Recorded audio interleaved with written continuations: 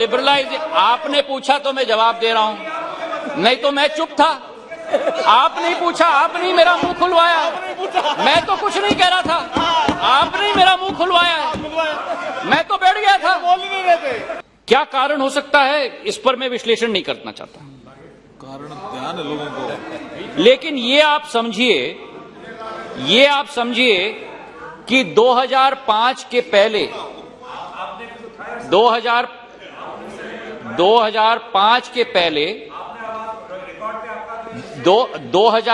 के पहले अब सुनने की क्षमता रखिए गौरव जी। हाँ, थोड़ा मैं 8 घंटे कल सुन रहा था, कृपा करके सुनने की क्षमता रखिए। 2005 के पहले जो देखिए अध्यक्ष महोदय, जो एयर इंडिया 15 करोड़ की प्रॉफिट बनाती है और जो इंडियन एयरलाइंस 50 करोड़ की प्रॉफिट बनाती है, 55,000 करोड़ का डेट बर्डन लिया जाता है, 111 एयरक्राफ्ट खरीदी जाती हैं और भाग क कि उस 111 एयरक्राफ्ट में से 15-20 777-300ER जो जरूरत है उससे ज्यादा खरीदी जाती है ये क्यों किया? और 5 एयरक्राफ्ट B300-200EK ये 13-14 में बेची जाती है। लो, ये और कर दिया। 111 एयरक्राफ्ट आप खरीदें 55,000 करोड़ का, जिस कंपनी का डेट टू इक्विटी रेशियो और इंडस्ट्री में देखा जाता है कि लेवरेज एक सीमा से ज्यादा नहीं लिया जाता किसी कंपनी में, नहीं तो कंपनी डूबेगी। जिस कंपनी का लेवरेज ऑलरेडी 5:1 है, मतलब डेट 5 और इक्विटी 1, उसमें आप 55,000 करोड़ का आप ऋण लेते हो और उसके बाद केवल ये नहीं, लेकिन दोनों कंपनीज का आप मर्जर करते हो। तो वही नहीं बोल। दोनों कंपनियों की कल्चर अलग, उनकी विचारधारा अलग, उनकी इंप्लॉइज की रिटेंशन प्रोग्राम अलग, उन दोनों कंपनीज को आप मर्ज करते हो, तो जो दो कंपनीज प्रॉफिट मेकिंग कंपनीज थी 2005 में, जिस साल मर्जर किया गया उस साल से 3,300 करोड़ का लॉस बनाने की शुरुआत की गई। विषय अब समझ लो आप। और हर वर्ष 2007-8 से अध्यक्ष महोदय, अब देखिए अध्यक्ष महोदय, दाने और दाने मुझसे पूछा है तो मुझे जवाब देने का मौका दिया जाए, मुझे जवाब देने का मौका दिया जाए। 2007-8 से 2020-21 तक हर साल 3,000 से 7,500 करोड़ का लॉस, 85,000 करोड़ रुपए का loss, combined merger Air India का, acquisition of 111 aircraft, return sale of 5 B300 aircraft, 777 B300 15 in excess, merger of two companies with totally two different cultures, two different visions, two different employment retention programs, and you result in 20 crore का loss प्रतिदिन, 7,500 का loss. अब इसके आगे सुनिए अध्यक्ष महोदय, अब अध्यक्ष महोदय, इसके साथ साथ जो लिबरलाइजेशन किया गया, आपने पूछा तो मैं जवाब दे रहा हूं, नहीं तो मैं चुप था।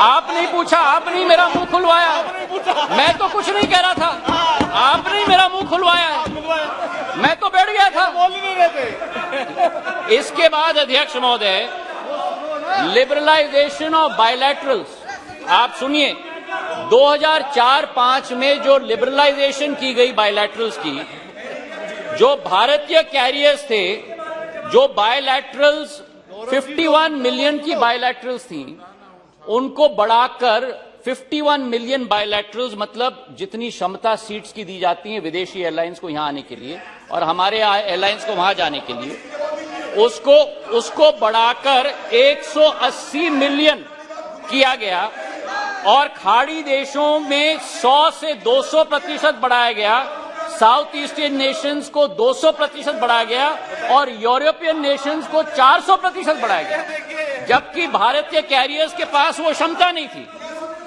तो इसके आधार पर अध्यक्ष महोदय, क्या पोजीशन हुआ एयरलाइंस की जब ये स्थिति हुई जो दा पूछ रहे थे मुझसे? 14 साल के लॉसेस 85,000 करोड़, भारत सरकार की इक्विटी की infusion 54,000 crore, government grant 50,000 crore, 190,000 crore तो ये हो गया, और वर्तमान का नेट डेट था 66,000 करोड़। तो 2,50,000 करोड़ की खाई एयर इंडिया में उत्पन्न हो गई थी। और ये पैसा भारत सरकार का नहीं है, ये पैसा भारत के 135 करोड़ जनता का पैसा है। और हमारे प्रधानमंत्री ने निर्णय लिया कि हमारे प्रधानमंत्री ने संकल्प किया कि इस घाटे को बंद करना ही होगा और इसका विनिवेश करना ही होगा, ताकि भारत सरकार और भारत की जनता का पैसा का संरक्षण किया जाए और उसका सदुपयोग किया जाए, उज्ज्वला के लिए, राशन के लिए, सड़कों के लिए, जल जीवन के लिए, आम जन के लिए। और इसलिए अध्यक्ष महोदय, इस कंपनी का विनिवेश किया गया। जो प्रेमचंद्रन जी ने बहुत महत्वपूर्ण मुद्दा उठाया था और दास साहब ने उठाया था कि जो हमारे कर्मचारी हैं उनकी स्थिति क्या है, हमारे शेयर होल्डर्स एग्रीमेंट में विस्तृत रूप से लिखा गया है। पहला कंडीशन कि 1 साल के लिए कोई भी हमारे कर्मचारी को फायर नहीं किया जाएगा, उनको रिटेन किया जाएगा 1 साल के लिए। 1 साल के बाद अगर किसी को रिटेंशन से हमें हटाना है तो केवल वीआरएस स्कीम के आधार पर किया जाएगा, उसके अलावा नहीं। जहां तक मेडिकल की बात प्रेमचंद्र जी ने कहा, मेडिकल फैसिलिटीज रिटायरिंग और रिटायर्ड एम्प्लॉइज की जो भारत सरकार का व्यय होता था वही सीजीएचएस और नेशनल हेल्थ अथॉरिटी के आधार पर किया जाएगा। ये हम लोगों का संकल्प है।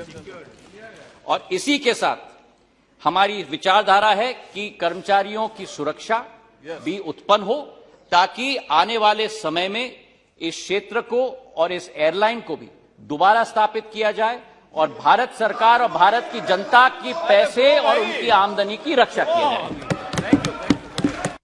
नागर विमानन मंत्रालय से संबंधित कोलकाता एयरपोर्ट के बारे में बताना चाहता हूं कि द्वितीय एयरपोर्ट एक अलग मुद्दा है, पर कलकत्ता एयरपोर्ट में भी विस्तारीकरण हम लोग कर रहे हैं। 1,000 करोड़ रुपए का निवेश किया जा रहा है, नया टर्मिनल बिल्डिंग बनाया जा रहा है, सब कुछ बनाया जा रहा है। नागर विमान मंत्रालय से संबंधित अनुदान की मांग पर एयरपोर्ट से वेस्ट बंगाल में हम बहुत बनाना चाहते हैं।